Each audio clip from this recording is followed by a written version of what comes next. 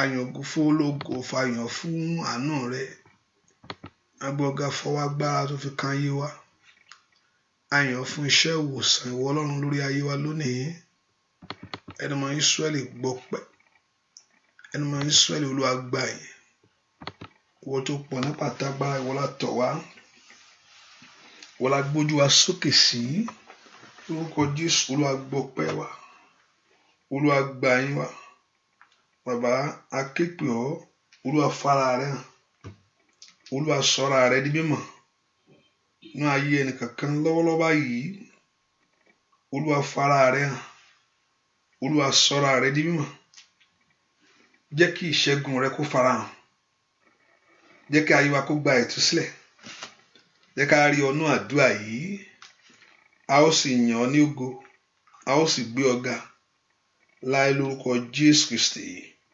Olúwa àti olùgbàlà wa àmín ọmọ náà jẹ́ ká bẹ̀rẹ̀ sí gbé Jésù ga fún oore ọ̀fẹ́ yìí o ẹ ká yìn Jésù lógo fún àánú tá a rí gbàṣẹ́ ọwọ́ agbára ọwọ́ ìyìn lógo rẹ̀ ẹ jẹ́ ká gbéga fún ọwọ́ agbára rẹ̀ sẹ́ lórí ayé wa lórí ayé ọmọ gbogbo lórí ayé wa lórí iṣẹ́ wa ẹ ká dúpẹ́ lọ́wọ́ Ọlọ́run tó pọ̀ nípa tí agbára yìí ọba tó lágbára lọ́wọ́ ọba tó ní gbogbo ìyìn lọ́wọ́ èyí tí ń ṣe Jehovah adó tẹni ọba tí òjòjú tì ọ́ ọba tí ò jẹ́ kí ẹ̀gàn mú ayé rẹ. I want to begin to lift your voice and begin to appreciate him.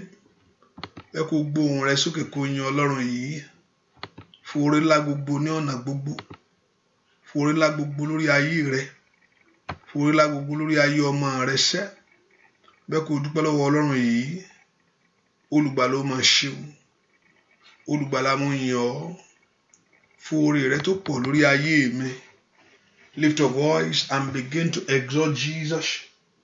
Ẹ ká gbóhùn wa sókè ká yin Ọlọ́run yìí onífẹ̀ẹ́ jùlọ Jésù ṣé o Jésù ṣé o onífẹ̀ẹ́ jùlọ a yìn ọ́ Jésù ṣé dúpẹ́ lọ́wọ́ Ọlọ́run. Lift your voice and give that praise to the King and exalt him for that great love for your life. Ẹ kó gbóhùn rẹ sókè kó yin Ọlọ́run yìí fún mi tó bá ètò ayé rẹ dé fún mi tó bá ètò ayé rẹ lọ ọba tí ó fún ọ ní ìgbẹ̀yìn tó dára ọba tí ò ní jójú ó tì ọ́. Let's lift our voice and begin to exalt the Lord. Ẹ ká gbóhùn wa sókè ká yin Ọlọ́run yìí gbóhùn wa sókè ká yin tó pọ̀ nípa ti agbára yìí fún oore ńlá tó ń ṣe fún oore ńlá tí ó tún ṣe fún oore ńlá tó ń ṣe inú ayé ọmọ èyí tó ń ṣe inú ilé rẹ dúpẹ́ lọ́wọ́ Ọlọ́run bẹ́ẹ̀ olùgbàlà ó ṣé o olùgbàlà mú yìn ọ́ Jésù ṣé o ìwọ aláàánú mi ó máa ṣe Jésù ṣé o dúpẹ́ lọ́wọ́ Ọlọ́run alààyè sẹ́ bẹ́ẹ̀ kó gbé Ọlọ́run ga dúpẹ́ lọ́wọ́ Ọlọ́run yìí bẹ́ẹ̀ kó yin bàbá yìí lógo olùgbàlà ó ṣé fún iṣẹ́ agbára rẹ lórí ayé mi fún iṣẹ́ ọ̀tún rẹ lórí ọ̀nà mi gbogbo ìwọ tó òjòjú ó tì mí ìwọ tó pa mí mọ́ lọ́wọ́ ogun gbogbo ọba tó dáàbò bò ọ́ ọba tí òjò burú fún ọ ọba tí òjò bàjẹ́ bẹ́ẹ̀ kó gbóhùn rẹ sókè sí Ọlọ́run yìí Jésù ṣe fún ìlérí ọ̀rọ̀ rẹ lórí ayé mi. Somebody lift your voice and thank him. Gbéga ní àṣálẹ́ yìí fún ìlérí ọ̀rọ̀ rẹ lórí ayé rẹ èyí tí ó mú wá sí ìmúṣẹ fún májẹ̀mú agbára rẹ̀ àti májẹ̀mú ìyanu rẹ̀ dúpẹ́ lọ́wọ́ Ọlọ́run ọba tó pọ̀ nípa tagbára olùgbàlà ló máa ṣeun olùgbàlà ló máa ṣeun olùgbàlà mo yìn ọ́ olùgbàlà mo gbé ọ ga olùgbàlà mo fi ògo fún ọ mo fi ìyìn fún ìwọ Jésù fún iṣẹ́ ìyanu fún iṣẹ́ ògo fún iṣẹ́ ẹwà rẹ fún iṣẹ́ ọ̀tun lórí ayé rẹ sẹ́. Lift your voice, bless him. Lift your voice, appreciate him. Lift your voice, honor him. Lift your voice, give praise to him. Lift your voice, sabbat him. Give that glory to the Lord. Give that honor to him. Lift your voice in praise to him. Lift your voice in honor to the Lord. Gbé ohùn rẹ sókè kó yin Ọlọ́run yìí ọba tí òjò bàjẹ́ ọ̀tá fẹ́ kó dojú jẹ́ Ọlọ́run ní ògbà ọ̀tá fẹ́ kó dojúrú yányán, ọ̀tá ò fẹ́ kó rí ṣe. Bẹ́ẹ̀ kó dúpẹ́ lọ́wọ́ alágbára yìí, ọba tó pọ̀ ní bàtà agbára, ọba tó ní gbogbo agbára lọ́wọ́. Òun náà ń fẹ́ kó fi ọpẹ́ fún, òun náà ń fẹ́ kó fi ìyìn fún, òun náà ń fẹ́ kó gbéga lọ́wọ́lọ́wọ́ báyìí, kó dúpẹ́ fún oore rẹ̀ lórí ayé rẹ̀, oore rẹ̀ lórí ayé ọmọ rẹ̀ gbogbo, lórí ilé rẹ̀, lórí ọ̀nà rẹ̀ gbogbo. Òun náà ń fẹ́ kó yin alágbára yìí. Jésù o ṣé o, Jésù o ṣé o, Jésù o ṣé o, Jésù o ṣé o, Jésù o ṣé o, Jésù mo yìn ọ́, Jésù mo gbé ọ ga fún mi tó bá yé mi dé, fún mi tó bá yé mi lọ, fún ìgbàlà ọkàn mi, fún ìṣẹ́gun tó fún mi. Bẹ́ẹ̀ kó dúpẹ́ lọ́wọ́ Jésù. Jésù o mà ṣeun fún ààbò rẹ tó dájú, fún ààbò rẹ tó péye. Ọmọ Ọlọ́run gbé Jésù yìí ga. Bẹ́ẹ̀ kó yìn, bẹ́ẹ̀ kó gbéga sẹ́, bẹ́ẹ̀ kó gbéga fún iṣẹ́ ọ̀rọ̀ rẹ̀. Thank you, Lord. Thank you for your grace. Thank you for your power. Thank you for your spirit. Thank you for all in all for me. Dúpẹ́ fún gbogbo tó ní fún ọ. Dúpẹ́ fún ètò ìyanu tó ní fún ayé rẹ ní. Somebody thank him. Ẹ ká gbóhùn wa sókè ká yìn Ọlọ́run yìí. Let's thank him. Let's exalt him. Let's magnify the Lord wherever you are. Ẹ ká gbóhùn wa sókè sí Ọlọ́run tó pọ̀ nípa àti agbára yìí o. Ọba tó ní gbogbo agbára lọ́wọ́. Ọba tó dojú tì ọ́. Jésù ṣé o. Jésù mo yìn ọ́. Ìwọ alágbára gíga. Olùgbà ló mọ̀ ṣeun. Olùgbà ló mọ̀ ṣeun. Olùgbà la mo yìn ọ́ bàbá. Thank you, my daddy. Thank you, everlasting Father. In Jesus' name we pray. Ìwọ nìkan ni ìyè o, Jésù. Ìwọ nìkan ni ìyè o, Jésù. Ọba tó lágbára lọ́run àti láyé. Orúkọ rẹ̀ borí gbogbo orúkọ. Ìwọ nìkan ni ìyè o, Jésù. Ọwọ́ rẹ̀ dà. Ìwọ nìkan ni ìyè o, Bàbá. Ìwọ nìkan ni ìyè o, Jésù. Ọba tó lágbára lọ́run àti láyé. Orúkọ rẹ̀ borí gbogbo orúkọ. Ìwọ nìkan ni ìyè o, Jésù. Alágbára gíga o, olórí ọ̀fẹ́ ńlá. Abánilé òde ọ̀run bàbá mi o. Jésù tó ní pàtẹ agbára lọ́wọ́. Jésù tó ní gbogbo ìlọ́wọ́ níṣẹ́ o. Bàbá ìwọ nìkan ni ìyè o, Jésù. Ìwọ nìkan ni ìyè o, Olódùmarè. Ọba tó lágbára lọ́run àti láyé. Orúkọ rẹ̀ borí gbogbo orúkọ. Ìwọ nìkan ni ìyè o, Jésù. Bóyá ìwọ nìkan ni ìyè o, Bàbá. Bóyá gbéga. Ìwọ nìkan ni ìyè o, Olódùmarè. Ọba tó lágbára lọ́run àti láyé. Orúkọ rẹ̀ borí gbogbo orúkọ. Ìwọ nìkan ni ìyè o, Jésù. Ó lágbára ó jù bẹ́ẹ̀ lọ. Arógun mọ́tàdí Ọlọ́run mi. Àgbàlagbà má pàròyè bàbá mi mọ́. Àfọ̀bàjẹ́ Ọlọ́run ìwòsàn. Ọlọ́run ìtúsílẹ̀ tó lágbára lórí ohun gbogbo. Bàbá ìwọ nìkan ni ìyè. Ìwọ lògo yẹ, gbogbo ọlá, gbogbo ìyìn, gbogbo ògo, gbogbo agbára. Ọwọ́ rẹ ló wà sẹ́. Bàbá mímọ́.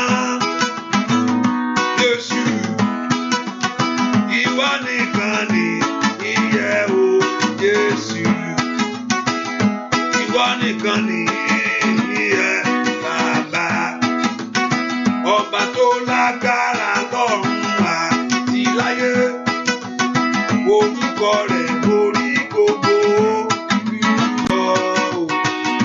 Ìwọ nìkan ni ìyè o Jésù, bóyá ìwọ nìkan ni ìyè o Bàbá, ìwọ nìkan ni ìyè o Olódùmarè, ọba tó lágbára lọ́run àti láyé, orúkọ rẹ̀ borí gbogbo orúkọ. Ìwọ nìkan ni ìyè o Jésù, ẹ bá mi gbéga o, ẹ bá mi bàbá, oníyẹ ìyanu ni o, àwa máa rí ni o, Ọlọ́run wa.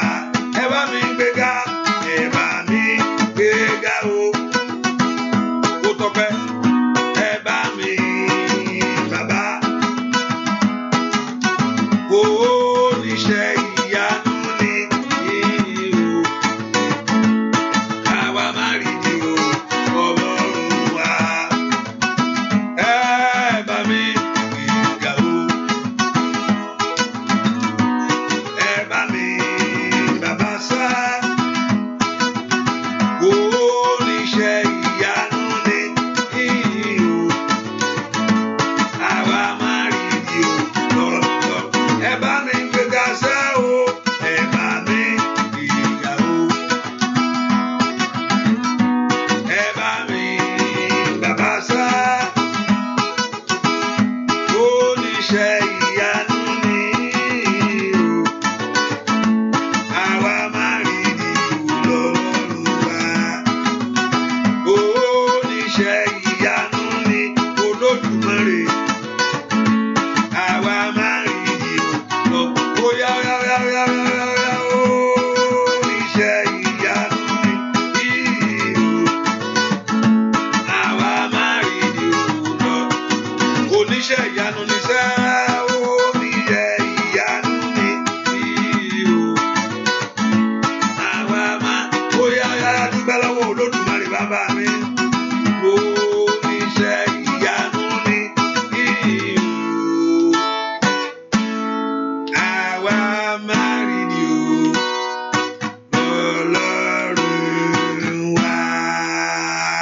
Mo fẹ́ kó gbé Ọlọ́run ga. O ṣé Olódùmarè, Jésù o ṣé o, Jésù o ṣé o, dúpẹ́ lọ́wọ́ Ọlọ́run yìí, olùgbà ló mà ṣeun o, Jésù mo yìn ọ́, màá fi yìn, màá fi yìn, màá fi yìn fún Jésù. Ó béèrè ìrànlọ́wọ́ mìíràn bí kò ṣe yìnyín, kò gbowó kò gbòbí, bóyá ń bá ìmúṣẹ. Màá fi fún Jésù tó bá mi là. Màá fi fún Olódùmarè. Ó béèrè ìrànlọ́wọ́ mìíràn bí kò ṣe yìí,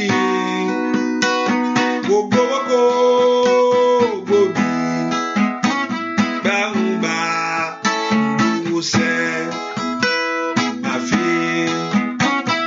fi fún Jésù tó bá gbogbo owó, gbogbo gbòbí, bóyá ń bá ìmúṣẹ.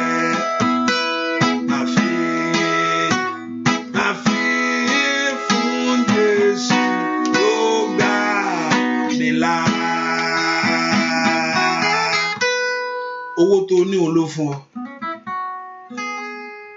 gbogbo ohun téèyàn ní Olúwa ló fún Olúwa pàwátá. Tóun tó fẹ́ ni ọkàn ọpẹ́, ọkàn ìmoore ní gbogbo ọ̀nà. Olúfún wa ní àlàáfíà yẹn. Dúpẹ́ lọ́wọ́ Ọlọ́run ọba tó dá ọ sí fún orí ọ̀fẹ́. Bẹ́ẹ̀ kó fẹ́ ọkàn ẹ̀mí ìmoore hàn fún Ọlọ́run. Olúwa ṣeun o. Ìwọ ni gbogbo agbára, ìwọ ni gbogbo ògo lórí ayé mi bàbá. Jésù ṣé o. Dúpẹ́ lọ́wọ́ Ọlọ́run yìí. Jésù olóore, olóore, Jésù olóore, olóore, Jésù olóore, Bàbá olóore lórí ayé wa, olóore, yóò tún ṣoore ńlá.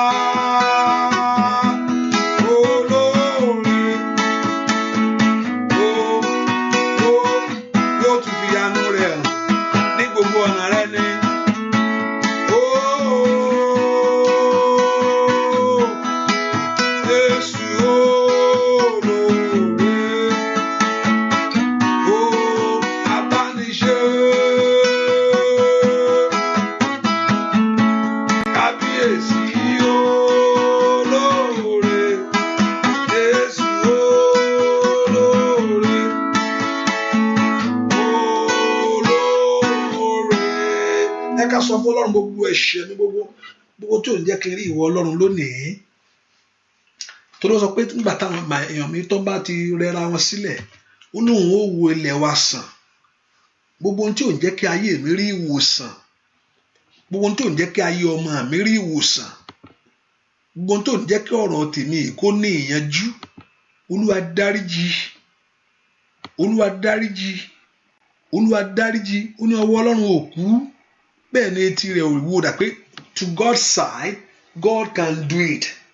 Dà pé the fault is not from God. Bẹ́ẹ̀ ni, that's what he's saying in Isaiah chapter 59. Ohun tó ń sọ fún wa bẹ́ẹ̀ ni pé dà pé anything you want to think of is not on God's side. Ọlọ́run kọ́ ni ò fẹ́ fún mi ẹ o. Only but he told us the main thing, the main cause of the problem, he says is our iniquity. Ó ní ẹ̀ṣẹ̀ wa, àṣedédé wa ni. Ẹ ká sọ fún Jésù. Ọlọ́run dárí àṣedédé mi jì mí. Gbogbo ẹ̀ṣẹ̀ mi tí ò jẹ́ ń gbádùn orí ìwọ Ọlọ́run. Gbogbo ẹ̀ṣẹ̀ mi tí ò jẹ́ kí n rí agbára ìwọ Ọlọ́run. Gbogbo ẹ̀ṣẹ̀ mi tí ò jẹ́ kí ìrọ̀ mi ní, tí ò jẹ́ kó lójútùú. All my sin that is holding me down not to experience your power. All my sin dakaya namakasata. Èyí tí ò fẹ́ fi àyè ohun rere gbà mí. I want you to begin to lift your voice and begin to tell the Lord right now, wherever you are, that the Lord God of heaven to forgive every iniquity that may be. Olúwa dárí àṣedédé mi jì mí. Gbogbo ẹ̀ṣẹ̀ mi gbogbo. Gbogbo ẹ̀ṣẹ̀ mi gbogbo. Èyí tí ò jẹ́ rí ògo ìwọ Olódùmarè. Gbogbo ẹ̀ṣẹ̀ mi gbogbo. Èyí tí ò jẹ́ kí ìyanu fọhùn jáde sí mi. Gbogbo ẹ̀ṣẹ̀ mi gbogbo. Èyí tí ò jẹ́ kí ògo rẹ̀ tàn. Let's begin to lift our voice before the Lord. That the Lord God of heaven to forgive us all our sins, all our iniquities, all our trespasses, all our transgression.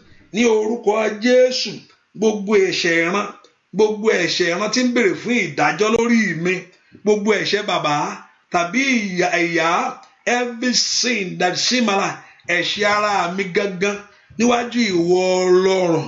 Ó yá Olúwa dáríjì. Orúkọ Jésù, Olúwa dáríjì. Kó fún mi ní ìrònúpìwàdà tó tọ́. Daddy, forgive me, cleanse me from that guilt of that sin, for that judgment of that sin. Olúwa fi àánú gbà mí. Olúwa fi àánú bẹ̀ mí wò. Mọ́lọ́run lánàá kó gbàdúrà. Olúwa fi àánú gbà mí. Àyíká tó lè máa sí ìraba. I hope you are praying. Gbogbo ẹ̀ṣẹ̀ mi gbogbo. Èyí tí ò jẹ́ rí ògo ìwọ Olódùmarè. Gbogbo ẹ̀ṣẹ̀ mi gbogbo. Èyí tí ò jẹ́ kí ọlá rẹ farahàn. Gbogbo ẹ̀ṣẹ̀ mi gbogbo. Èyí tí ò jẹ́ kí ògo rẹ bú jáde. Ẹ pe orúkọ Jésù. Ẹni máa ń Ísírẹ́lì. Olúwa dáríjì. Olúwa dáríjì. Olúwa dáríjì. Olúwa dáríjì. Ask the Lord to forgive every sin. Gbogbo ẹ̀ṣẹ̀ mi. Èyí tí mú ìjìyà fún ayé mi. all my sins, all my iniquity, gbogbo ẹ̀ṣẹ̀ mi gbogbo, èyí tí mú ìjìyà wá fún ayé mi, èyí tí mú ìdájọ́ wá sórí ayé àwọn ọmọ mi. Somebody ask the Lord, you forgive all those iniquity in your life. Olúwa dárí ẹ̀ṣẹ̀ náà jì mí, orúkọ Jésù dára. Olúwa dáríjì, Olúwa dáríjì, Olúwa dáríjì, Olúwa dáríjì, orúkọ Jésù dára. Ní orúkọ Jésù, Olúwa dárí àṣírí mi jì mí, gbogbo ẹ̀ṣẹ̀ mi gbogbo, èyí tí ò jẹ́ rí ògo wọ Jésù, èyí tí ò jẹ́ rí ọlá ìwọ Olódùmarè, gbogbo ẹ̀ṣẹ̀ mi gbogbo, èyí tí ò jẹ́ kí ògo bú jáde, gbogbo ẹ̀ṣẹ̀ mi gbogbo, èyí tí ò jẹ́ kí ọ̀rọ̀ rẹ fọhùn lórí ayé mi. All my sins, oh God, let's lift our voice to God, that Lord God of heaven, to forgive every sin. Olúwa kó dárí gbogbo àṣírí jì ní orúkọ Jésù, gbogbo àṣírí mi gbogbo, Olúwa dáríjì, Olúwa dáríjì, Olúwa dáríjì, Olúwa dáríjì, Olúwa dáríjì, Olúwa fẹ̀ ẹ̀jẹ̀ rẹ̀ wẹ ayé mi lọ́wọ́, Olúwa fẹ̀ ẹ̀jẹ̀ rẹ̀ wẹ ayé ọmọ mi. Gbọ́ àdúrà lórúkọ Jésù Kristi. Olúwa wá ipò orúkọ Jésù. Olúwa ṣàánú fún mi. Ayé mi béèrè fún àánú rẹ̀, Olúwa fàánú gbà mí.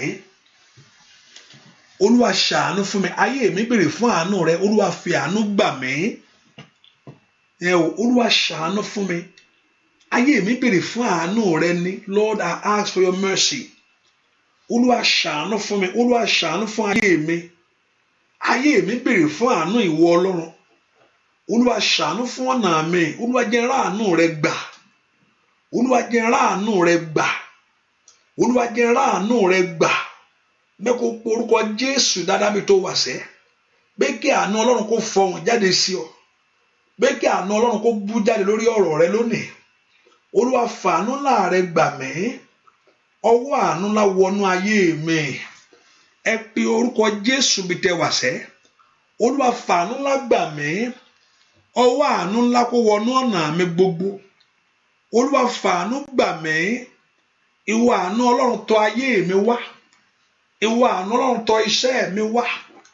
Ìwọ àánú Ọlọ́run tọ̀ ọ̀nà mi wá. Ẹ pe orúkọ Jésù bí tẹ́ wà sẹ́. Bẹ́ẹ̀ kí àánú Ọlọ́run máa bọ̀ wá sórí ọ̀rọ̀ rẹ ni. Olúwa ṣàánú fún mi. Olúwa ṣàánú fún mi. Olúwa ṣàánú fún mi. Ohun tí Bátíméù béèrè fún nìyẹn. Ó ní Ọlọ́run Jésù ọmọ Ọlọ́run ṣàánú fún mi. Ó bá béèrè fún àánú fún ayé rẹ, kí ogun lé kó padà ní orúkọ Jésù, kó kú lọ́rọ̀ èrò ẹ̀yìn. Ó yá. Ẹ fi àánú gbà mí tọmọtọmọ. Ẹ fi àánú gbà mí tilétilé. Ẹ fi àánú gbà mí kí ogun alẹ́ ni má dẹ̀yìn kó padà. Gbogbo agbára tó ní kó má ròrí yọ. Gbogbo agbára tó ní kó má bọ̀yè. Ní orúkọ Jésù, kí gbogbo agbára náà kó padà lórí ayé mi. Olúwa fi àánú ńlá rẹ gbà mí. Olúwa fi àánú ńlá rẹ wá mi rí. Ọmọ Ọlọ́run lanu kó gbàdúrà. Ayé mi ń fẹ́ àánú. Ayé mi ń fẹ́ àánú. Ayé mi ń fẹ́ àánú. Ayé ọmọ mi ń fẹ́ àánú. Ọ̀nà mi ń fẹ́ àánú. Orúkọ Jésù. Olúwa ṣàánú fún mi. Olúwa ṣàánú fún mi. Olúwa ṣàánú fún mi. Olúwa ṣàánú fún mi. Olúwa ṣàánú fún mi. Olúwa ṣàánú fún mi. Olúwa ṣàánú fún mi. Olúwa ṣàánú fún mi. Olúwa ṣàánú fún mi. Olúwa ṣàánú fún mi. Ikala bababo kapayaba. Ekala mama sondo leketelebo. Lampredo sunto kolimaya. Orúkọ Jésù. Àánú Ọlọ́run máa bọ̀ wá lórí ayé mi ni. Àánú Ọlọ́run máa bọ̀ wá lórí ọ̀nà mi ni. Àánú Ọlọ́run máa bọ̀ wá lórí iṣẹ́ mi ni. Orúkọ Jésù. Olúwa fàánú rẹ gbà mí. Àánú Ọlọ́run ní orúkọ Jésù máa bọ̀ wá lórí ayé mi. Orúkọ Jésù. Gbọ́ àdúrà lórúkọ Jésù Kristi. Olúwa wa, mo dáadáa Jésù, mo débẹ̀ o. Mo dáadáa Jésù, mo débẹ̀. Níbi orí mi àti dára, mo débẹ̀ o. Ọwọ́ rẹ̀ dà. Mo dáadáa Jésù, mo débẹ̀ o. Mo dáadáa Jésù, mo débẹ̀ o. Alágbára yìí ní orí mi àti dára, mo débẹ̀ o. Mo sàn án láyé, ó gbé ọ ibi àdúrà. O ní bàbá àdúrà fún ayé rẹ o.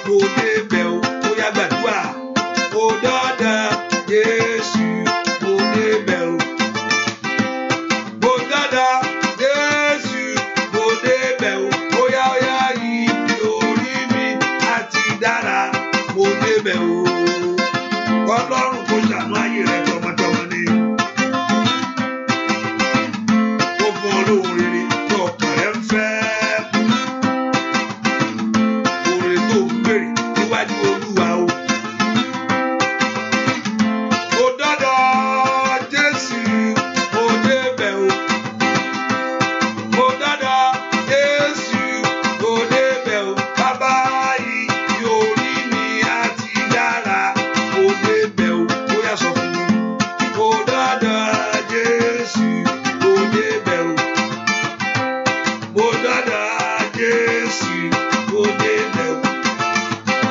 Ibi orí mi á ti dára kò débẹ̀ o.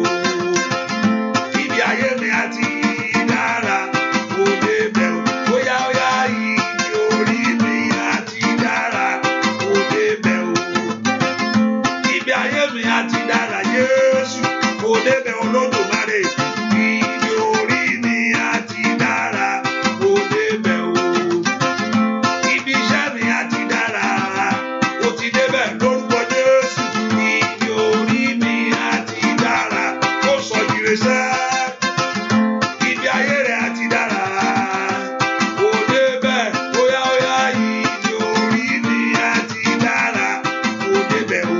Ọ̀nà kódà ìyanu kó ṣẹlẹ̀. Ògo Olúwa kó bú jáde lára rẹ̀. Ayé kórí ògo náà kó tán. Ìlérí Ọlọ́run kó ṣe mọ́ ọ lára. Ajírégbé abarijẹ́ Ọlọ́run ló bá wí. Ibi orí mi á ti dára kò débẹ̀ o. Óyá óyá ibi orí mi á ti dára kò débẹ̀ o. Ibi ayé mi á ti dára o kò débẹ̀ sẹ́.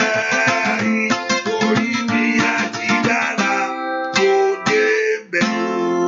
Ẹ pe orúkọ Jésù. Olúwa fi ìyanu rẹ̀ hàn ní ayé mi. Àkókò tó. Olúwa bú jáde fún mi ní ìsinmi mi. Mo dààmú tó. He told us after you have suffered a little while. Ọlọ́run mo ti jìyà tó. I have suffered enough. Ọlọ́run mo ti dààmú tó. Mo dọ́dọ̀ ẹ lónìí. Olúwa fún mi ní ìṣẹ́gun mi lónìí. Ẹ kó orúkọ Jésù dáadáa mi tó wà sẹ́. Kẹ́ni máa ń Ísírẹ́lì kó fún ọ ní ìṣẹ́gun rẹ̀. Kí Jésù kó fún ọ ní ìṣẹ́gun rẹ̀ lọ́rọ̀ gbogbo ogun. Gbogbo tó di ayé ẹni mọ́lẹ̀. Gbogbo tó di ògo mọ́lẹ̀. Gbogbo tó jẹ́ kí ìrànlọ́wọ́ jáde. Ẹ pe orúkọ Jésù dáadáa. Mo dọ́dọ̀ ẹ lónìí. Olúwa fún mi ní ìṣẹ́gun ayé mi. Olúwa fún mi ní ìtúsílẹ̀ mi. Olúwa fún mi ní ògo mi. Ẹ pe orúkọ Jésù nàkáyà nà màkàsódó ni màkà. Làgàndò romùdó tèlé màsíkò tó lè màkàtà. Borúkọ Jésù ó dán kí ìṣẹ́gun kó ṣẹlẹ̀. Ó dán kí Ọlọ́run kó fi ohun ògo lé ẹ lọ́wọ́ ní ọdún yìí o. Mo dọ́dọ̀ Olúwa fún mi ní ohun ògo sẹ́ẹ̀. Olúwa tú ayé mi ṣe. Mo dọ́dọ̀ ẹ tú orí mi ṣe. Mo dọ́dọ̀ ẹ tú ayé mi ṣe. Olúwa mo dọ́dọ̀ ẹ ask God to begin to repair, begin to change your life, to begin to change your story. Olúwa tú ilé mi ṣe fún mi. Olúwa tú ọ̀nà mi ṣe fún mi. Olúwa tú orí mi ṣe fún mi. Ní orúkọ Jésù. Olúwa tú orí ayé àwọn èèyàn yìí ṣe. Olúwa tú ọ̀nà ayé àwọn èèyàn yìí ṣe. Olúwa wọn ṣe. Ní orúkọ Jésù. Olúwa tú ilé wọn ṣe. Olúwa tú ọ̀nà wọn ṣe. Olúwa tú ọ̀nà wọn ṣe. Mo ní kí Olúwa kó tú yín ṣe lónìí.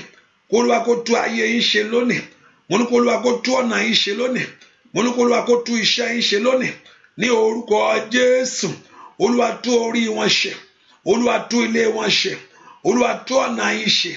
Gbogbo ọ̀nà tí ayé ti dàrú. Gbogbo ọ̀nà tí ayé ti bàjẹ́. Ní orúkọ Jésù. Ọ̀run kó tú ṣe lọ́wọ́lọ́wọ́ báyìí. Ọ̀run kó tú ṣe lọ́wọ́lọ́wọ́ báyìí. Ọ̀run kó tú ṣe lọ́wọ́lọ́wọ́ báyìí. Ọ̀run kó tú ṣe lọ́wọ́lọ́wọ́ báyìí. Ọ̀run kó tú ṣe lọ́wọ́lọ́wọ́ báyìí. Gbogbo èdèkídè kó bàjẹ́. Gbogbo agbákágbá kó di asán. Ní orúkọ Jésù. Gbọ́ àdúà lórúkọ Jésù Kristi. Olúwa wá pé orúkọ Jésù. Gbogbo májẹ̀mú abárijẹ́ lórí ayé mi. Olúwa sọ di asán. Gbogbo májẹ̀mú abárijẹ́ tí ò jẹ́ kí ire Ọlọ́run dúró. Gbogbo májẹ̀mú ajírégbé tí ò jẹ́ kí ayé ẹni gbáre. Ẹ pé orúkọ gbogbo májẹ̀mú, every covenant of every satanic covenant. Gbogbo májẹ̀mú àṣetì. Gbogbo májẹ̀mú àmúbọ́ lórí ayé mi di asán lónìí. Olúwa sọ májẹ̀mú náà di òfo pátápátá. Gbogbo májẹ̀mú tí ò jẹ́ ẹran olóore. Gbogbo májẹ̀mú tí ò jẹ́ ẹran láàánú. Gbogbo májẹ̀mú ajínigbé abárijẹ́ lórí ayé mi. Olúwa sọ di asán. Bẹ́ẹ̀ kó porúkọ Jésù bí tó wà sẹ́. Májẹ̀mú ẹni di asán lórí mi lónìí. Májẹ̀mú àwọn ẹ̀ka ènìyàn di asán lórí ayé mi. Bẹ́ẹ̀ kó porúkọ Jésù màmá. Ó de májẹ̀mú àṣetì yẹn kó di asán o. gbogbo májẹ̀mú àmúbọ̀ yẹn kó di asán lórí ayé rẹ lónìí. Olúwa sọ di asán. Gbogbo májẹ̀mú ibi lórí ayé mi di asán lónìí. Gbogbo májẹ̀mú ẹni ibi lórí ayé mi di asán. Gbogbo májẹ̀mú ẹni ibi lórí ayé mi di asán. Gbogbo májẹ̀mú ẹni ibi lórí ayé àwọn ọmọ mi di asán. Gbogbo májẹ̀mú ìgbèkùn ọ̀tá, gbogbo májẹ̀mú ẹni ibi lórí ayé mi di asán. Ọlọ́run lanu kó gbàdúrà kí Ọlọ́run kó sọ májẹ̀mú náà di asán. Kí gbogbo ète òkùnkùn kó di asán. Kí gbogbo májẹ̀mú ọ̀tá kó di asán lórí ayé rẹ. Ó dá kí ayé rẹ kó rọrùn lọ. Ó yẹ jẹ́ rọrùn lọ. Ẹ lànà fún ayé mi. Ẹ jẹ́ rí ibi kọjá. Ẹ lànà fún iṣẹ́ mi. Ó yá lórúkọ Jésù. Ìwọ ogun adínlọ́wọ́, ogun afáyé ẹni sẹ́yìn. Every stumbling block, every stumbling power that is holding you down. Gbogbo májẹ̀mú tí ò fẹ́ kí lè rí Ọlọ́run ṣe. Gbogbo agbákágbá tí ò fẹ́ kí ìrí Ọlọ́run ṣe nínú ayé rẹ. Ó yá di asán ní orúkọ Jésù. Ní orúkọ Jésù di asán. Ó yá di asán ní ayé àwọn èèyàn yìí. Lórí iṣẹ́ wọn, lórí ọ̀nà wọn gbogbo. Gbogbo agbákágbá kó di asán. Gbogbo májẹ̀mú ìka ènìyàn di asán. Gbogbo májẹ̀mú ẹni bí di asán. Ní orúkọ Jésù. Nínú ayé àwọn èèyàn yìí di asán. Gbogbo agbákágbá kó bàjẹ́. Gbogbo agbákágbá kó bàjẹ́. Gbogbo agbákágbá kó bàjẹ́. Gbogbo ìmọ̀kímọ̀ kó di asán. Gbogbo ètekéte kó dòfo. Ní orúkọ Jésù. Kó di òfo. Kó di òfo. Kó di òfo. Kó di òfo. Kó di òfo. Kí gbogbo májẹ̀mú kí májẹ̀mú kó di asán. Gbogbo májẹ̀mú ẹni bí. Gbogbo májẹ̀mú ọ̀tá. Gbogbo májẹ̀mú ajírégbé. Gbogbo májẹ̀mú asọ̀rẹ́dòfo. Gbogbo májẹ̀mú ayíre dànù. Ní orúkọ Jésù. Nínú ayé àwọn èèyàn yìí. Ó yá di asán lónìí. Ó yá di asán lónìí. Ó yá di asán lónìí. Gbogbo agbára ọ̀tá. Ó yá di asán. Gbogbo agbára ẹni bí. Ó yá di asán. Gbogbo májẹ̀mú ìka ènìyàn kó di asán. Ní orúkọ Jésù. Májẹ̀mú àwọn ẹni ẹ̀jẹ̀. Gbogbo májẹ̀mú àwọn ẹni ẹ̀jẹ̀ lórí ayé àwọn èèyàn yìí kó di asán. Ní orúkọ Jésù. Màtó yagabagaba. Andale makaparaba. Lásòtólé makaya. Ngbàgbà tó ní kó máa dààmú lórí ọmọ. Ní orúkọ Jésù. Májẹ̀mú wẹ́ kàtáyàgà tó fẹ́ kí ayé ẹni dè fún rẹ̀. Ó yá di asán lónìí. Olúwa bá májẹ̀mú ọ̀tá jẹ́ lórí ayé mi. Mo májẹ̀mú ẹni bí bàjẹ́ sẹ́. Ní orúkọ Jésù. Gbọ́ àdúà lórúkọ Jésù Kristi. Olúwa wá sọ fún Ọlọ́run. Gbogbo ẹ̀mí kẹ́mi tí ń ṣẹ́ lòdì lórí ayé mi. Ohun tó fojú lórí fojú rí. Ohun tó fojú ló pọ̀ jù. Hallelujah. Ohun tó fojú lórí fojú rí. Ohun tí èèyàn fojú ló pọ̀ jù. Ẹ pe orúkọ Jésù. Gbogbo ẹ̀mí kẹ́mi ní àyíká àtàyídá mi. Every spirit around me that is robbing me of God's blessing. Èyí tó ń jà mí lólè. I told us about the Daniel behind the scene. Ohun tó ń ṣẹlẹ̀ ní nígbà tí èèyàn gbàdúrà tán. Ohun tó ń ṣẹlẹ̀ nígbà tó kó tó débẹ̀ yẹn. Ohun tó ṣẹlẹ̀ pé kó tó lọ́kọ. Ohun tí ayé ti pè sínú ayé rẹ. Ohun tí ayé ti pè sínú ayé ọmọ. Gbogbo ogun tí ò fojú rí, gbogbo ohun tí gbogbo ìjà ọwọ́ ẹ̀ka ènìyàn tí ń jayé mi lógun. Gbogbo ẹ̀mí kẹ́mi ní àyíká àtàyídà mi. Nóò ló kàn ń gbọ́. Ó ti ló kàn ń gbọ́. Mi ìrí kójọ ló kàn ń rí. Ẹ pe orúkọ Jésù lónìí. Olúwa sọ́dá sán. Olúwa bágbá náà jẹ́. Olúwa bágbá náà jẹ́. Olúwa bágbá náà jẹ́. Lórí ayé mi sọ agbá náà dòfo. Olúwa bágbá náà jẹ́. Lórí iṣẹ́ mi gbogbo. Agbá náà kó bàjẹ́. Agbá náà kó dòfo. Ẹ pe orúkọ Jésù. Olúwa bágbá náà jẹ́. Agbá yẹn kó di òfo. Agbá yẹn Olúwa bàjẹ́. Agbá yẹn kó di òfo. Olúwa bágbá náà jẹ́. Olúwa sàgbá náà dòfo. Agbá tí ń dààmú ìṣeré. Agbá tí ń dààmú ògo. Agbá tí ń dààmú ẹwà Ọlọ́run. Agbá tí ń dààmú ìbùkún Ọlọ́run lórí ayé rẹ lónìí. Agbá tí ò fẹ́ kí ìrí Ọlọ́run jáde. Agbá tí ò fẹ́ kí ìlérí Ọlọ́run ṣẹ mọ́ ọ lára. Agbá tí ò fẹ́ kí ohun rere fọhùn fún ọ. Ní orúkọ Jésù. Ó yá kó di asán. Ìwà agbá náà di asán. Ìwà agbá náà di asán. Ìwà májẹ̀mú náà bàjẹ́. Ẹ pe orúkọ Jésù. Agbá yẹn kó di asán o. Agbá yẹn kó di asán o. Májẹ̀mú yẹn kó bàjẹ́. Agbá yẹn kó di asán. Agbá ajírégbé. Agbá agbére sánlẹ̀. Agbá adarí Ọlọ́run rú. Ní kàtáyà gàbà tí ò fẹ́ kí ìlérí Ọlọ́run ṣẹ lórí ọ̀rọ̀ rẹ sẹ́ nínú ayé rẹ lónìí. Mo ní kó di asán. Mo ní kó di asán. Mo ní kó di asán. kó bàjẹ́. Gbọ́ àdúà lórúkọ Jésù Kristi Olúwa wa. Ẹ pọ orúkọ Jésù. Ọlọ́run mo wojú ẹ, dìde fún ìyanu mi. Má jẹ́ kí ọ̀tá yọ ayọ̀ ìṣẹ́gun lórí mi. Ó ti tó gẹ́, orúkọ Jésù Kristi. Ó ti tó gẹ́ Olúwa. Ó ti tó gẹ́ o Jésù. Ó ti tó gẹ́ Olúwa. Ó ti tó gẹ́ o Jésù.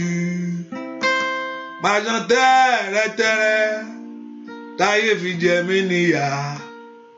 Òní dandan ni kò dáná sun wọ́n. Ó ti tó gẹ́ Olúwa. Ó ti tó gẹ́ o Jésù. Ó ti tó gẹ́ Olúwa. Ó ti tó gẹ́ o Jésù. Pàṣán tẹ́rẹ̀tẹ́ táyé fi jẹ mí níyà. Òní dandan ni kò dáná sun wọ́n. Ó ti tó gẹ́ ogun àrọ́mọbí. Ó ti tó gẹ́ ogun ojú kan. Ó ti tó gẹ́ nínú ayé mi o, bàbá mi máa nínú ayé àwọn èèyàn yìí. Ó ti tó gẹ́ Olúwa. Ó ti tó gẹ́ o Jésù. Ó ti tó gẹ́ Olúwa. Ó ti tó gẹ́ o Jésù. Pàṣán tẹ́rẹ̀tẹ́ táyé fi jẹ mí níyà. Òní dandan ni kò dáná sun wọ́n. Ó yá o. Ó ti tó gẹ́ Olúwa. Ó ti tó gẹ́ o Jésù. Ó tó gẹ́. Ó ti tó gẹ́ Olúwa. Ó ti tó gẹ́ o Jésù. Pàṣán tẹ́rẹ̀tẹ́ táyé fi jẹ mí níyà. Òní dandan ni kò dáná sun wọ́n. Òní dandan ni kò dáná. Ọwọ́ àṣetì nínú ayé rẹ o. Òní dandan ni kò dáná sun wọ́n. Ọwọ́ àìrọ́mọbí. Ó yá lórúkọ Jésù. Òní dandan ni kò dáná sun. Ogun àrùn ìṣẹ́. Òní dandan ni kò dáná. Gbogbo agbára kágbára tó bẹ̀. Òní dandan ni kò dáná. Gbogbo agbára kágbára tí dènà ayé rẹ. Òní dandan ni kò dáná. Gbogbo agbára tí ṣe ìdìbàjẹ́ lórí iṣẹ́ rẹ. Òní dandan. Ó ti tó gẹ́. Òní dandan ni kò dáná. Ó ti tó gẹ́ lórúkọ Jésù. Òní dandan ni kò. Ó ti tó gẹ́ lórúkọ Jésù. Òní dandan ni kò. Gbogbo ohun tí ń jẹ ayé mi lógun. Òní dandan. Yíyá màkà pradà kàṣà tẹ́lẹ̀. Ó yá òní dandan. Gbogbo agbára tí ń baṣẹ́ jẹ́. Ayé àgàbà. Òní dandan ni kò. Gbogbo agbára tí ń dènà kò sẹ́. Òní dandan ni kò. Dáná sun wọ́n. Ẹ po orúkọ Jésù. Gbogbo agbára tí ń fi ayé mi ṣẹrú. Gbogbo agbára tí ń yíre dànù mọ́ mi lọ́wọ́. Ohun tó ṣe yẹ kó múre wá fún ọ. Kò yẹ kó ṣe jù bẹ́ẹ̀ náà lọ.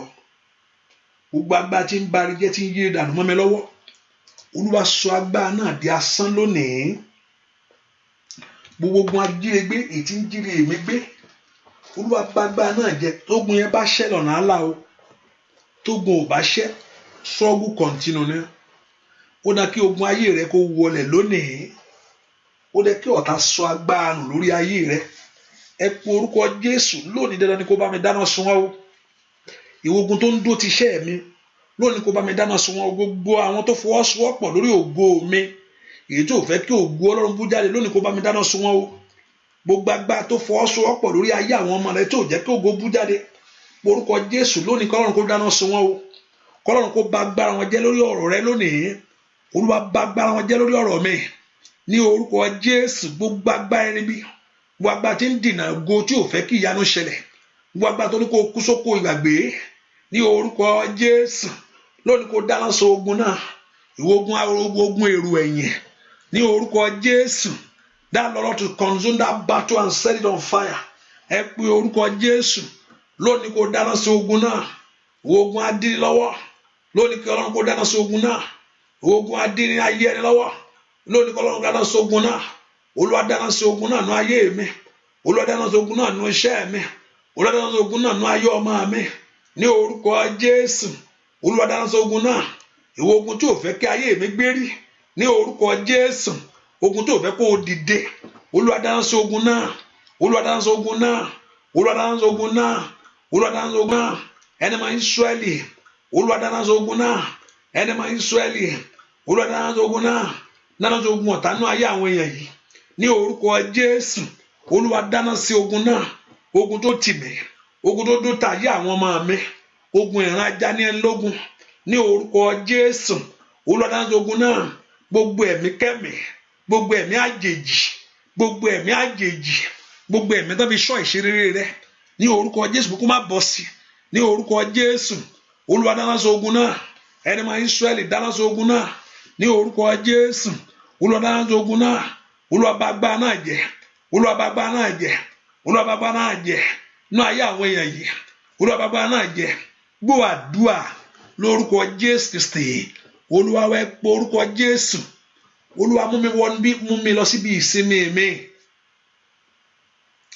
Ó ti pẹ́ tó ti ń wọ́kọ, ó ti pẹ́ tó ti ń gbàdúà fún ọmọ, ó ti pẹ́ tó ti ń gbàdúà fún ìwé ìgbélùú. Ebi ọmọ tó ń gbàdúà fún sẹ́, ó dá kó ní ìsinmi lórí ẹ̀. Olúwa fún mi ní ìsinmi lórí ìwé ìgbélùú mi. Olúwa fún mi ní ìsinmi lórí ayé àwọn ọmọ mi. Give me that rest, oh God. Ẹ fi ìsinmi fún ayé mi. Mo dààmú tó Olódùmarè. Olúwa mo dààmú tó, fún mi ní ìsinmi. Gbogbo agbára tó lóòní ní, gbogbo tó lóòní ní, gbogbo agbára tó lóòní ní ìsinmi, ní orúkọ Jésù. Olúwa bá agbára náà jẹ́. Ẹ gbé ìsinmi fún mi sẹ́. Ẹ fún mi ní ìsinmi ayé mi lónìí. Mo fẹ́ ní ìsinmi. O gbọ́dọ̀ bá gbèsè kú, ní orúkọ Jésù. Ó yá ẹ fún mi ní ìsinmi. Mi gbọ́dọ̀ wà bá ìṣá Olódùmarè. Ẹ pe orúkọ Jésù dáadáa. Kẹ́ni máa Ísírẹ́lì kó fi ìsinmi lé ọ lọ́wọ́. Olúwa fún mi ní ìsinmi. Ẹ jẹ́ ní ìsinmi gbogbo ọ̀nà. Ẹ fún èmi ní ìsinmi lórí ọmọ mi. Ẹ pe orúkọ Jésù. O gbọ́dọ̀ ṣàṣedànù, ní orúkọ Jésù. Ó yá.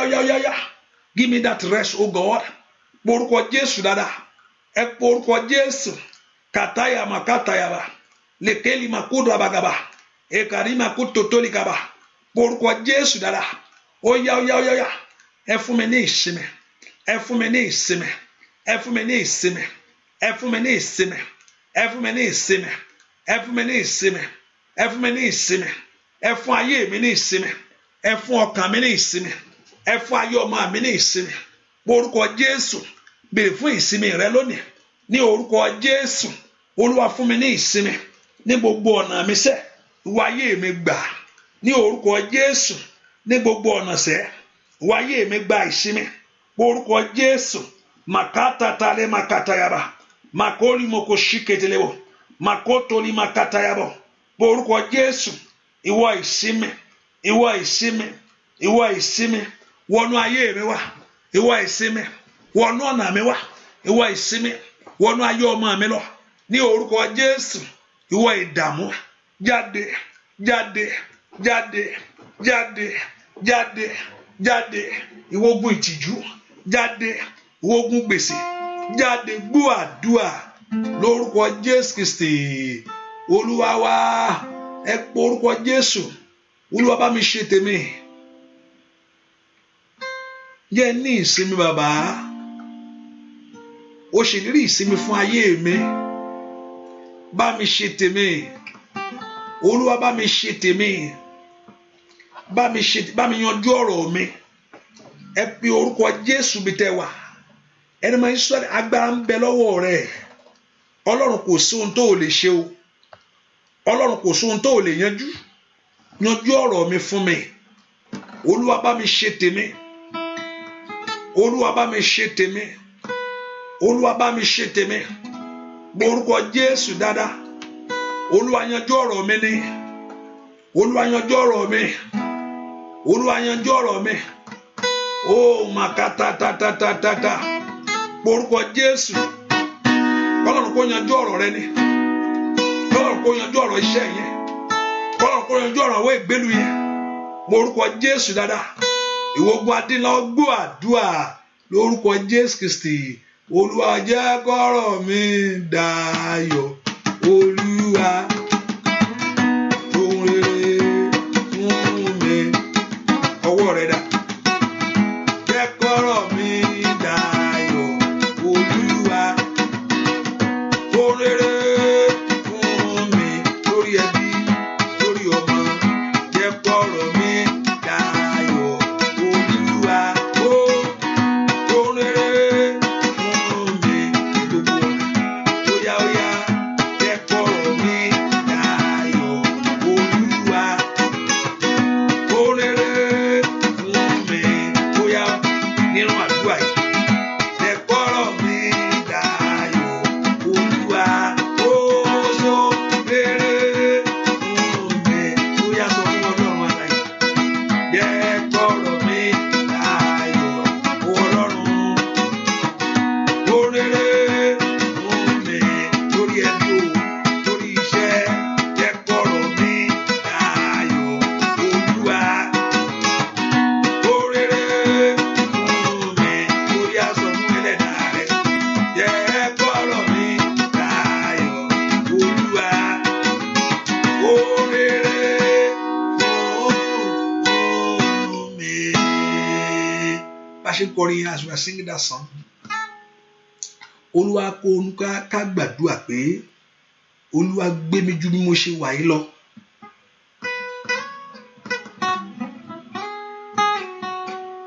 That God should lift you up more than where you are. Ìgbà mẹ́ta la gbàdúrà yẹn, wàá sì rí ìgbéga yẹn, and you are going to experience that lifting up. Oníká gbàdúrà, Olúwa gbé mi ga ju bí mo ṣe wà yìí lọ. Lord, lift me up above where I am today. We go to pray that prayer 3 times. Olúwa gbé mi ga ju bí mo ṣe wà yìí lọ. Olúwa gbé ayé mi ga ju bí mo ṣe wà yìí lọ. Olúwa gbé mi ga. Tell the Lord to lift you up beyond where you are now. Oníká pè pé kó gbàdúrà pé Olúwa gbé mi ga ju bí mo ṣe wà yìí lọ. I want to lift your voice and pray. Ìwọ tó rọ́mọ ẹsẹ̀ kó gbé ọ ga ju bó ṣe wà lọ. Ìwọ tó lọ́kọ ẹ, Olúwa gbé mi ga ju ipò tí mo wà yìí lọ. Ó gbé Mordecai sókè. The Lord God of heaven lifted Mordecai above a gate man. Gate man ni, ṣùgbọ́n Ọlọ́run gbé ga bó ṣe wà lọ. Ẹ pe orúkọ Jésù. A prisoner. Joseph is a prisoner. Ṣùgbọ́n Ọlọ́run gbé ga wọ́n lọ́ fi ṣọ̀gá àwọn prisoner o. Ṣùgbọ́n ó béèrè fún ìgbéga tó ju bẹ́ẹ̀ lọ pé Ọlọ́run ṣe májẹ̀mú prison, ọ̀gá prison ló pè mí ní. Àìlè màkórì mà ó ṣàyíyà ká èrè kàtàlíà. Ẹ pe orúkọ Jésù. Father, lift me up above where I am, O God. Béèrè fún ìgbéga lọ́wọ́ Ọlọ́run alààyè. The Lord God of heaven to lift you up above where you are. Olúwa gbé mi ga ju bí tí mo wà yìí lọ. Ẹ sọ mi lọ́wọ́ sókè. Ẹ gbé ayé mi sókè sẹ́. Ó yá lórílẹ̀-èdè yìí ní gbogbo ọ̀nà lẹ́nu iṣẹ́. Olúwa gbé mi ga ju ipò tí mo wà yìí lọ. Ní orúkọ agbára ń bẹ lọ́wọ́ ìwọ Ọlọ́run. Agbára ń bẹ lọ́wọ́ ìwọ Ọlọ́run láti gbé àwọn èèyàn ga ju ipò tán wà yìí lọ. Ní orúkọ Jésù, béèrè fún ìgbéga rẹ. Ask for the Lord God of heaven to lift you up above where you are, above your situation right now. In the name of Jesus. Ẹ pe orúkọ Jésù. Ẹni máa Ísírẹ́lì, ìwọ tó pọ̀ ní pàtàgbà. Lift me up beyond this, O God.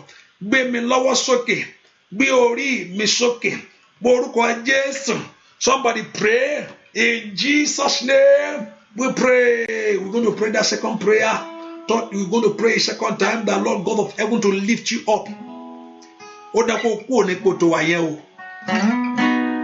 Orúkọ Jésù Kristi. Mo fẹ́ kó béèrè fún ìgbéga. Gbórí mi sókè, má jorí mi gbà bọ́dé.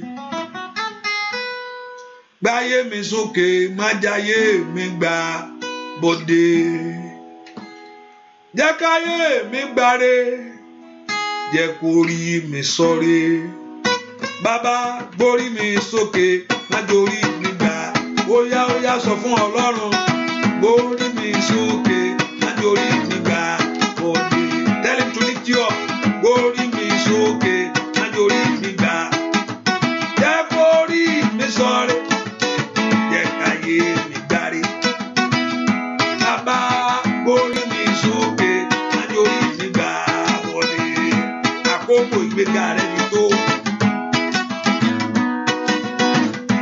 Àkókò ìgbéga rẹ̀ ti tó. Orí àpèsè yọ láyé. It's time for your lifting up. It's time for your promotions. Ayé rẹ̀ ò gbúdọ̀ ṣe wọ́n láyé. Ayé rẹ̀ ò gbúdọ̀ rẹ̀ yín mọ́ láyé sẹ́. Bàbá gbéṣẹ́ mi sókè, má jẹ́ṣẹ́ mi gbà bọ́dé. Gbélé mi sókè, má lé mi gbà. Jẹ́ kórí mi sọ̀rẹ́, jẹ́ káyé mi gbáre. Gbórí mi sókè, má jórí mi gbà. Ó yá pé Jésù, gbórí mi sókè, má jórí mi gbà bọ́dé. Gbórí mi sókè, má jórí mi gbà. Gbórí mi sọ̀rẹ́, jẹ́ káyé mi gbáre. Ọlọ́run o, gbórí mi sókè, má jórí mi gbà. Orí rẹ̀ ò gbúdọ̀ bá gbọ́dọ̀ ta. Ojú ò gbúdọ̀ tì ọ́ láyé tó wá sẹ́. Ayé ò gbúdọ̀ yọ̀ lórí ọmọ gbogbo. Kí Jésù tó gbórí rẹ̀ sókè. Àwùjọ àwọn èèyàn gbogbo láyé. Tó gbórí rẹ̀ sókè. Tó gbé iṣẹ́ rẹ̀ sókè. Let Jehovah God lift you up. Gbórí mi sókè, má jórí mi gbà bọ́dé. Gbórí mi sókè, má jórí mi gbà bọ́dé. Jẹ́ kórí mi gbáre, jẹ́ káyé mi gbáre. Gbórí mi sókè, má jórí mi gbà bọ́dé. Ẹ pọ orúkọ Jésù. Olúwa gbé mi ga, lift me up. Olúwa gbé mi ju bíbó ipò tí mo wà yìí lọ. Bẹ́ẹ̀ kó béèrè fún ìgbéga rẹ ni. Jesus was lifted up. Wọ́n gbé Jésù agbéga, wọ́n gbé Jésù ga. And they gave him above every other name. Ẹ pọ orúkọ bẹ́ẹ̀ kó béèrè fún ìgbéga rẹ kó ní ipò tó wà yẹn. I want to ask God for the lifting. If say when people are saying let there be casting down, you shall say there shall be lifting up. Ìwà sọ pé ìgbéga ni tiẹ̀. Ní ipò tí mo wà yìí, Olúwa gbé mi ga, gbé mi kúrò ńbẹ̀. Ẹ gbé mi ga, ẹ gbé iṣẹ́ mi òkè. Ẹ gbé mi sókè lórílẹ̀-èdè yìí. Ẹ gbé ayé ọmọ mi òkè. Ẹ gbé iṣẹ́ mi òkè. Ẹ gbé ìgbéyàwó mi òkè. I want to begin to pray. Ẹ gbé mi òkè bàbá. Ní orúkọ Jésù nínú ipò tí mo wà yìí. Ẹ fà mí jáde bàbá. Ẹ gbé mi lọ́wọ́ sókè. Ẹ gbé mi iṣẹ́ mi sókè. I want to bring you out and lift you up wherever you are. Pray the Lord God of heaven to lift you up right now wherever you are. Pray the Lord God of heaven to lift you up. Bẹ̀ fún ìgbéga fún ayé rẹ. Bẹ̀ fún ìgbéga fún ayé ọmọ rẹ. The Lord Jehovah God to lift you up right now. Ní orúkọ Jésù, ẹ gbé mi lọ́wọ́ sókè. Ní orúkọ Jésù, ẹ gbé mi láyé sókè. Ní orúkọ Jésù, ẹ gbé mi níṣẹ́ sókè. Ẹ gbé àwọn èèyàn sókè. Father, lift them up, O God. It's time for the lifting up. Ní orúkọ Jésù, du ipò tó wà yìí lọ. In that condition where you are, in that thing that is going on life, let God bring you out and lift you up. Let God bring you out and lift you up. Let Jehovah God bring you out. Kó Olúwa kó fà yín lọ́wọ́ sókè. Ó yẹ jáde nípò àìní. Come out of that position. Let Jehovah God promote you. Let Jehovah God promote you. Let Jehovah God promote your life. Let Jehovah God promote your dreams. Let Jehovah God promote you. Kó Olúwa kó gbé yín lọ́wọ́ sókè. Ẹni máa ń Ísírẹ́lì kó gbé yín lọ́wọ́ sókè. Ẹni tó pọ̀ ní pàtàkì kó gbé yín lọ́wọ́ sókè. Ní orúkọ Jésù, ìgbéga yín kó pọ̀. Ìgbéga yín kó pọ̀. Ìgbéga yín kó pọ̀. Ìgbéga yín kó pọ̀. Ìgbéga yín kó pọ̀. Kí Olúwa kó gbé yín lọ́wọ́ sókè. Gbọ́ àdúà lórúkọ Jésù Kristi. Olúwa wẹ pé orúkọ Jésù ìwọ ìdààmú parẹ́. ní ìgbà kẹta Olúwa gbé mi ní ọwọ́ sókè, gbé mi sókè ju ipò tí mo wà yìí lọ. Èmi ò mọ ohun tó wà, sọ fún Ọlọ́run. Olúwa, ipò àìrọ́mọbí ni o, ipò àìrọ́kọ ni o, ipò àìríṣẹ́, that position, begin to tell the Lord, Father, bring me out and lift me up. The Lord brought Joseph out of prison. Ó sọ the prime minister nílẹ̀ tí kò sí bàbá tí ò sí ìyá. Ẹ porúkọ Jésù. Ó gbé Daniel ga, ó gbé Daniel sọ sókè. The Lord lifted Daniel. You will come out of your own position. Ó kò ní ipò tó wáyé. Ipò àgàn yẹn ó kò mẹ́. Ipò àìríṣẹ́ yẹn ó kò mẹ́. That position where you are, that position of loneliness. Ìkàtàyà bàbá gbogbo ẹni tó wá gbà tó fẹ́ kí ọjọ́ lọ mọ́ ọ lọ́wọ́. Ẹ pe orúkọ Jésù. Mo jáde mẹ́. Mo jáde mẹ́. Mo jáde mẹ́. Mo jáde mẹ́. Mo jáde mẹ́. Ipò àìláṣeyọrí kankan ní orúkọ Jésù. Mo jáde mẹ́. Ó yá pé orúkọ Jésù dára. Ẹ gbé mi ju bí mo ṣe wà yìí lọ. Ẹ gbé mi lórí sókè. Ẹ gbé mi láyé sókè ní orúkọ Jésù. Gbogbo àtayé ẹni rì, gbogbo àtayé ẹni bá ní orúkọ Jésù. Agbára náà kó dòfo, agbára náà kó di asán, agbára kó bàjẹ́, gbogbo ipa abarijẹ́ kó di asán ní orúkọ Jésù. Kó bàjẹ́, ipa adínlọ́wọ́ kó bàjẹ́, ipa jírégbé kó bàjẹ́. Ẹ gbé mi lọ́wọ́ sókè, ẹ gbé ayé mi sókè, ẹ gbé mi lọ́wọ́ sókè. Can you pray that Lord should lift you up and bring you out of that position where you are ní orúkọ Jésù? Mo ní kí Ọlọ́run kó gbé ọ lọ́wọ́ sókè, mo ní kí ogun ọ̀run kó gbé ọ lọ́wọ́ sókè ní orúkọ Jésù. Ẹ jáde nípò àgàn, jáde nípò àìní. Come out of failure, come out of stagnancy, come out of disappointment in the name of Jesus. Ó yẹ ẹ jáde, ẹ jáde, ọ̀run kó gbé yín jáde. Ẹ jáde lọ́wọ́ ìyà, ẹ jáde lọ́wọ́ ìtìjú ní orúkọ Jésù. Iṣẹ́ gbogbo kó jáde, ìrìn àjò kó jáde ní orúkọ Jésù.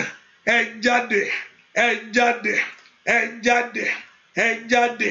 Ayé ọmọ kó jáde ní orúkọ Jésù.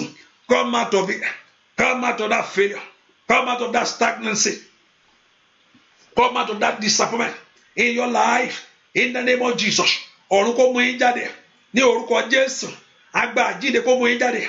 Agbára tí ń bẹ nínú ẹ̀jẹ̀ rẹ̀ kó mú yín jáde. Agbára tí ń bẹ nínú ẹ̀jẹ̀ rẹ̀ kó mú yín jáde. Agbára tí ń bẹ nínú ẹ̀jẹ̀ rẹ̀ kó mú yín jáde. Agbára tí ń bẹ nínú orúkọ rẹ̀ kó mú yín jáde ní orúkọ Jésù.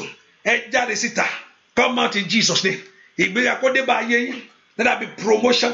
Let that be lifting up. Let that be promotion. Let God lift you up. In Jesus' name we pray. Ẹ pé orúkọ Jésù. Olúwa fún mi ní ìròyìn ayọ̀ ní ọdún yìí.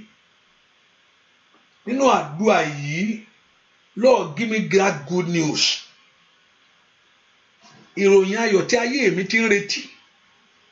That good news that you have been waiting for to experience in your life. That good news that you have waited all this while. Olúwa fún mi ní ìròyìn ayọ̀ ní kọ́dún yìí tó parí. Ẹ jẹ́ kí ayé gbọ́nú ayé mi, ẹ jẹ́ n rí sọ. Lord, give me that good news in my life. Olúwa fún mi ní ìròyìn ayọ̀ yìí. Ó dán kí n ní ìròyìn ayọ̀ sẹ́. Ó dán kí ayé mi kó ní ìròyìn ayọ̀. Bẹ́ẹ̀ kó porúkọ Jésù. Ó dán kí ìròyìn ayọ̀ kó farahàn lórí ayé rẹ ní.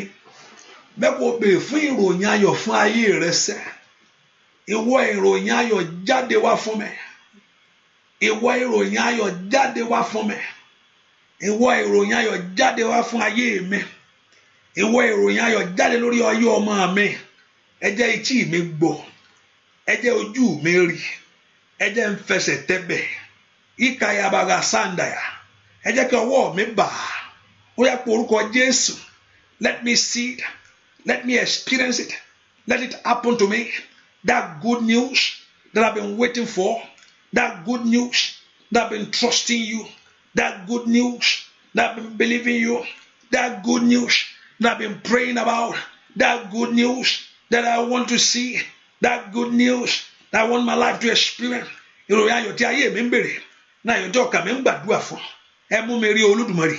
Ní orúkọ Jésù. Ẹ mú ayé àwọn èèyàn rí. Ìròyìn ayọ̀ tí ayé yín fẹ́. Ó yẹ gbà. Receive that good news. You have waited for it. You have prayed for it. You have asked for it. You have seeked for it. Yakapaba toteliara. Losando Yagaba. You have knocked the door for it. Let your life experience it. Oyegba. Oyegba. Ní orúkọ Jésù. Ẹ gba ìròyìn ayọ̀ yẹn.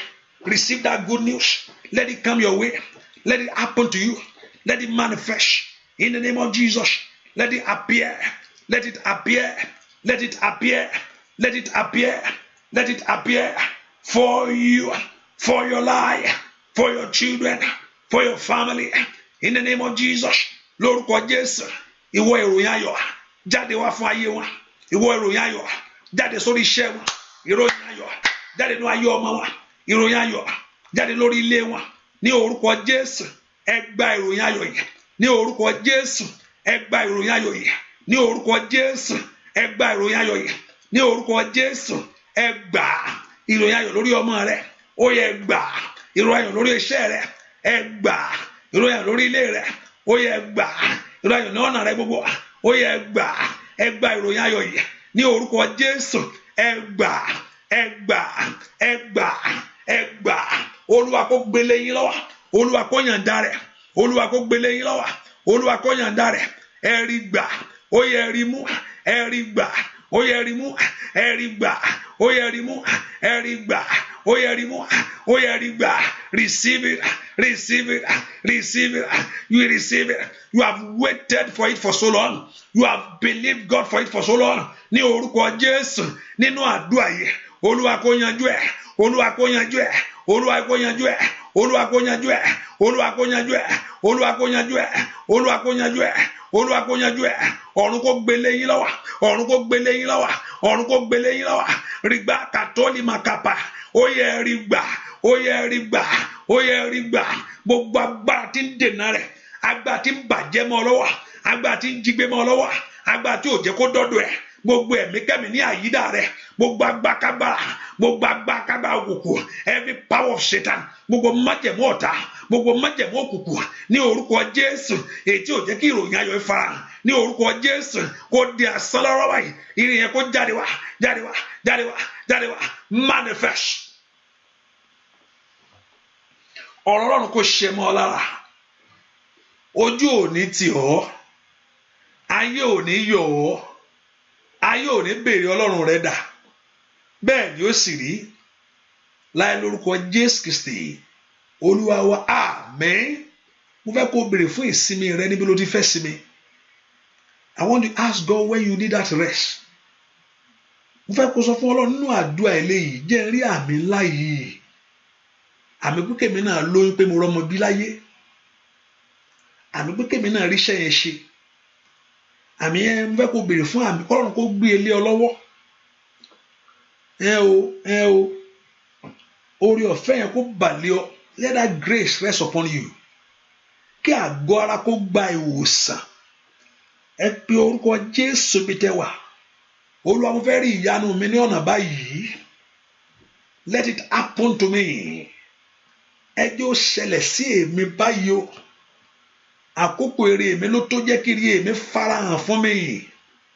Mẹ́kọ̀ọ́ pe orúkọ Jésù. Olúwa dáhùn. Olúwa dáhùn. Olúwa dáhùn. Olúwa dáhùn. Ask the Lord to answer you. Ask the Lord to give you that prayer, answer you. Orúkọ Jésù. Olúwa dáhùn. Olúwa dáhùn. Ṣe tèmi fún mi.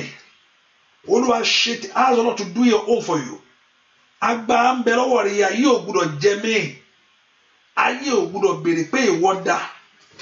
Ayé ò gbúdọ̀ kẹ́gàn mí. Ẹ pe orúkọ Jésù. Mi ò gbúdọ̀ dẹ́ nílẹ̀ lẹ́ o. Ojú ò gbúdọ̀ tì mí. Ẹ pe orúkọ Ọlọ́run tí ò ṣohun tì. Tèmi ò gbúdọ̀ ṣòro ṣe. Ní orúkọ Jésù. Ọlọ́run tí ò ṣohun tì. Pe orúkọ Jésù. Olúwa dá mi lóhùn. Olúwa dá mi lóhùn. Ask the Lord to answer you. Ire mi jáde wá. Ògo mi jáde wá. Ire mi farahàn. Ire yín kó farahàn kó bẹ̀rẹ̀ sí farahàn fún yín o. Ní orúkọ Jésù. Ayọ̀ yín kó dé bá yín. Ìyanu yín kó bú jáde fún yín. You have asked the Lord. Ìwọ ọ̀nà yẹn la. Ọ̀nà ìṣeré yẹn la. Ọ̀nà ògo yẹn la. Nínú àdúrà ẹ rí Olúwa. Nínú àdúrà ẹ rí ìyanu rẹ̀. Nínú àdúrà ẹ rí Olúwa.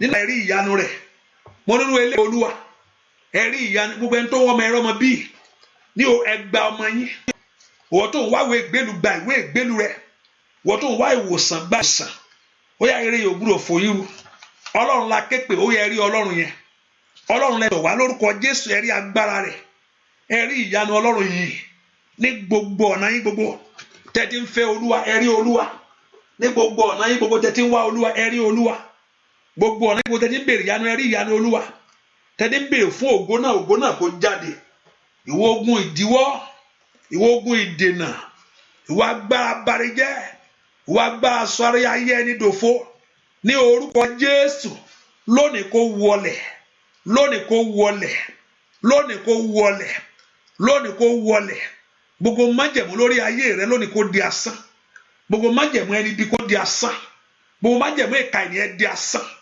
ní orúkọ Jésù gbogbo májẹ̀mú kó fẹ́ kọjọ́ lọ mọ́ ọ lọ́wọ́ ní orúkọ Jésù kó di asán ohun tí ọ̀tá pèrò fún ọ ohun tí ọ̀tá ní fún ayé rẹ lórí ọmọ ohun tí ọ̀tá ní jáde kàyílìà sáìlìà lè broda káìlì màsíríà wà ilà ọ̀tà kàtàyàbà la pranda kàtàyàbà ó gbé ìpinnu òkú gbogbo májẹ̀mú ẹni bí gbogbo májẹ̀mú àwọn ẹ̀ka ènìyàn ní orúkọ Jésù ó yá di asán ó yá di asán ó yá di asán ó yá di asán ó yá di asán ó yá di asán ayé yín kó gbóhùn Olúwa lónìí ní orúkọ Jésù iṣẹ́ yín kó gbóhùn Olúwa lónìí kó dìde ńlẹ̀ kó dìde ńlẹ̀ kó dìde ńlẹ̀ kó dìde ńlẹ̀ kó dìde ńlẹ̀ kó dìde ńlẹ̀ ọwọ́ Olúwa kó kàn yín ojú òní tì yín gbogbo májẹ̀mú ẹni bí gbogbo ọ̀nà tá ń gbà láti yọ sí ayé yín láti bá rẹ̀ jẹ́ kó di asán lónìí gbogbo ohun ajírégbé kó di asán ó yẹ rí ìyanu Ọlọ́run lẹ gbẹ́kẹ̀lé ó yẹ rí ìyanu náà Ọlọ́run Ísírẹ́lì gbogbo àwọn yẹn tọ̀ wá o nínú àdúrà yìí ìwọ ló sọ pé o fẹ́ ṣe ìyanu ìwọ ló sọ pé o fẹ́ túlẹ̀ ìwọ ló sọ pé o fẹ́ já ìdè gbogbo èèyàn tó sì tọ̀ wá pẹ̀lú ìdààmú pẹ̀lú gbogbo tó ń ṣẹlẹ̀ ní ayé wọn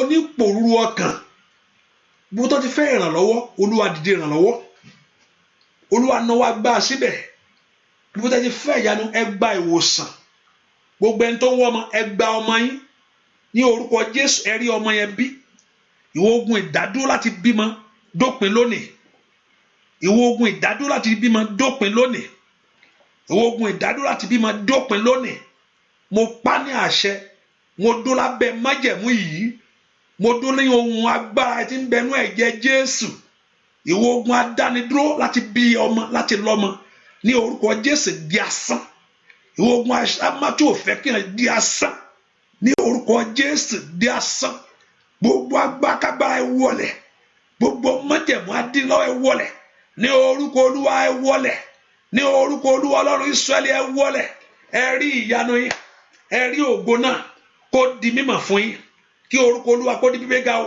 kẹ́ ẹ ní ẹ̀rí nínú eléyìí kẹ́ ẹ ní ẹ̀rí ire kó jáde wá bẹ́ẹ̀ ni ó sì rí kó Olúwa kó yọ omi ẹ sínú agbára májẹ̀mú ọ̀rọ̀ rẹ̀ kó wọnú omi ẹ lọ kó mú ìwòsàn wá kó mú ìṣẹ́gun wá láì lórúkọ Jésù Kristi Olúwa wa àmín àmín àmín lórúkọ Jésù hallelujah praise the Lord ẹ ká fi kọ́ ọ̀run tún yomi ẹ̀sìn ẹ ká fi sọ́kàn pé àdúrà ìtẹ̀síwájú we still have 2 more sections to go for tonight by 9 I know it's going to be midnight in some area but no stand even though it's 10 minutes we can just pray and also by 11:30 12 for those in London it's not 1 midnight 11:30 12 11:30 starting from 11:30 so we do the last prayer for today hallelujah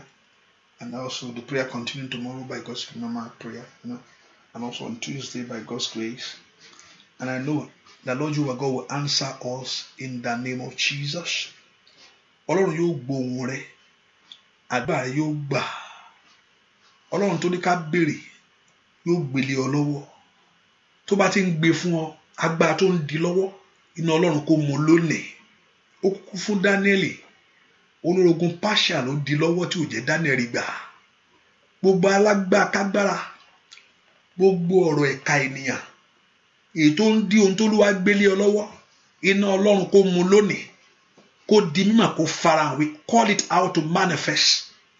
We call it out to appear. We call it out to happen. Kó rí bẹ́ẹ̀, àpèjáde kó rí bẹ́ẹ̀, àpèjáde kó ṣẹlẹ̀. Ní orúkọ Jésù kó ṣẹlẹ̀. Let it happen. Your favor, your promotion, your lifting up, let it happen. Your miracle, let it happen. So shall it be. In Jesus' name we pray. Amen. Amen. Amen. Omi ẹ̀dẹ̀jẹ̀ Jésù kó jẹ́ ìwòsàn fún ọ. Láì lórúkọ Jésù Olúwa wa. Àmín, àmín, àmín. So let's just put in mind 9 o'clock, 9, even though it's 10 minutes, it's probably don't be long prayer, but we just going to honor that hour by 9 and also by 11:30, 12, 49, and also we lift our voice before the Lord. And I know the Lord Jehovah God will do great things for you. You just believe. Ìgbàgbọ́ ni, gbà pé yóò ṣe. Ọlọ́run mo ti gbọ́ fún ilé. Anytime you come before God, just Olúwa mo tún gbà gbọ́ lónìí. Olúwa mo tún gbà gbọ́ lónìí. Let it be that your heart. Oh, mo gbàdúrà lánàá. Lè ta gbàdúrà lánàá mo ṣe retí ẹ̀. Mo gbà ọ́ gbọ́ lénìí. Mo tún gbà ọ́ gbọ́ lénìí. Mo tún gbà ọ́ gbọ́ lénìí.